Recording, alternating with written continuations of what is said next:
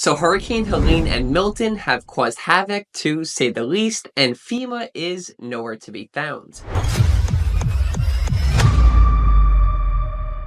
Whether you were impacted or had friends, family, or loved ones impacted just like me in Florida or North Carolina, then you know how bad the damages were. But the real shock is how FEMA handled, or in this case, didn't handle the situation. So we're going to break down how FEMA's responses fell short, where the billions of dollars that were allocated to them actually went, and what this means for future disasters, because at the time of this recording, we are getting hit with another hurricane, which is Hurricane Milton, and not sure of the outcome. But we can't talk about FEMA's response without first understanding the scale of this disaster. Hurricane Helene wreaked havoc over the southeast, leaving a trail of destruction that spanned over 500 miles. Winds over 120 miles an hour, catastrophic flooding, and massive power outages that affected millions. So Clearwater Beach, the mountain towns in North Carolina, and Tampa, where I have friends and family, were some of the worst affected areas. And according to local reports, over 220 people actually lost their life. Important to note that nearly 4 million homes were actually without power. But more on that later. Because in North Carolina alone, the flash flooding caused massive damage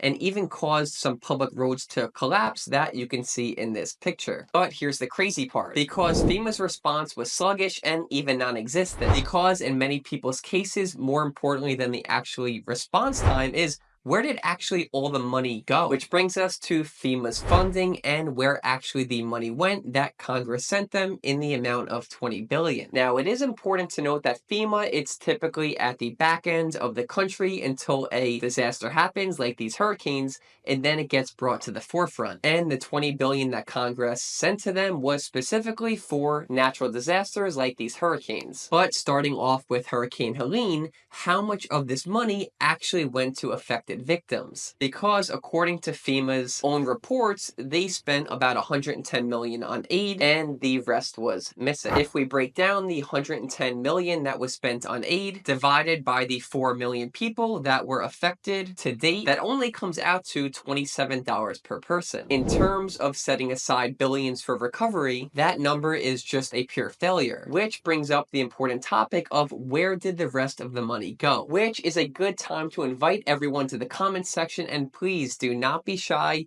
Your question or your comment may be what someone else is thinking as well. So let me know below, what did you go through with the hurricane? Did FEMA actually help you out? And what are your thoughts under this video? But this is where things start to get really interesting, because while FEMA is struggling to allocate resources and funds to people who are actually affected, they spent billions on immigration. In fact, over the past 2 years, they spent $1.4 billion on non-US citizens. Now, it's very important to note that, yes, some of these funds came from a different part of the budget, but that doesn't take away that all of these resources were being distributed for something that's sort of irrelevant. So to put this into perspective, imagine you lost everything and you were in Tampa, North Carolina in the mountains, or in another part that unfortunately suffered part of one of these storms. And instead of receiving adequate assistance, you're being told that FEMA doesn't have enough actual resources, to the point where as US citizens, we start to question FEMA's actual priorities. But there is more on this, because imagine that FEMA said, okay, you can't get any resources, and you were someone or a community that said,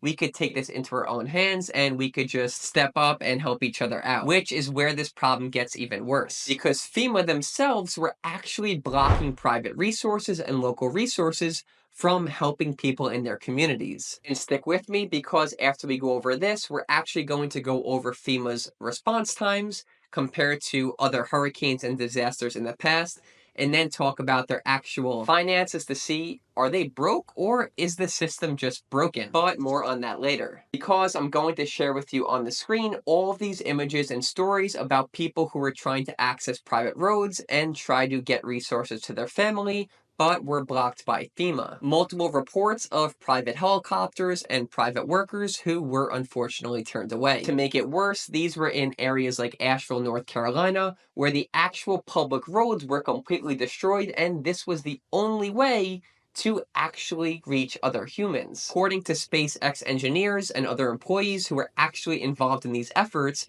FEMA was literally blocking them from accessing these roads and trying to bring other people some positive resources, which makes us question, what is FEMA's actual priority? Of course, on FEMA's side, they are completely denying this, but sources on the ground are telling us a different story. Taking a step back for a second, when people are struggling to survive, these bureaucratic hurdles or blocks could really mean the difference of someone surviving or just simply dying. Which brings us to the next big point of how fast FEMA responded, what their response times were, and were they even appropriate compared to other storms in the past. On average, it took FEMA days, if not longer, to actually start providing meaningful resources. I've personally spoke with neighbors and other residents in my town that were flooded, and it took over 72 hours for the FEMA to even acknowledge it or start sending resources to clear the debris or even just help out. By now, it's no surprise that FEMA has a slow reaction time and they aren't so helpful in these scenarios, but how does this stack up against other major storms like Hurricane Katrina? During Hurricane Katrina, FEMA's response time was so inefficient it took over 5 days in most cases for them to even respond. I mean, 5 days to get medical supplies, food, water, even some basic shelter to help people out is completely unacceptable. Important to also bring up Hurricane Maria in 2017 that happened in Puerto Rico. Again, FEMA taking weeks to provide some sort of aid, getting harsh criticism, but we don't really remember these times in the events there's no disasters, which again, why these storms kind of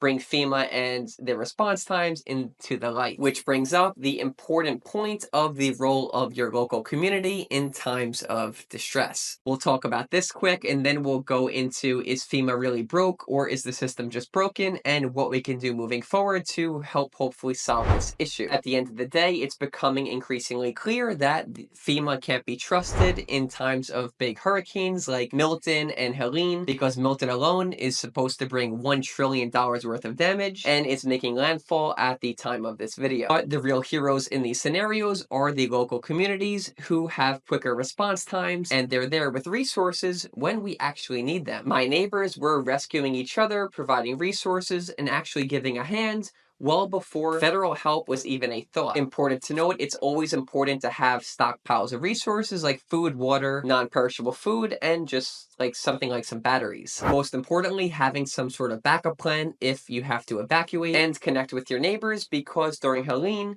we did see the biggest impact during the first few hours. Which brings us to one of the biggest questions, is FEMA broke, as in they have no money, or is the system just broken? So in 2023, FEMA received $20 billion as part of a federal aid relief package from Congress. But they still struggle to properly allocate funds to Florida, North Carolina, and other places who were affected. So the problem isn't a lack of money, but it's an issue of being inefficient, or just the plague that is affecting the agency. So the reality is, these hurricanes and disasters are going to be a part of our life, but the real question is, will FEMA be there to help out? Or will we have to fall back and rely on our local communities? Again, if you or someone that you know was affected with Hurricane Helene or Hurricane Milton, let me know in the comments and let us all know how FEMA helped you out, or in this case, didn't help you out. Thank you so much for watching. Stay safe out there, everyone, and I'll see you next time.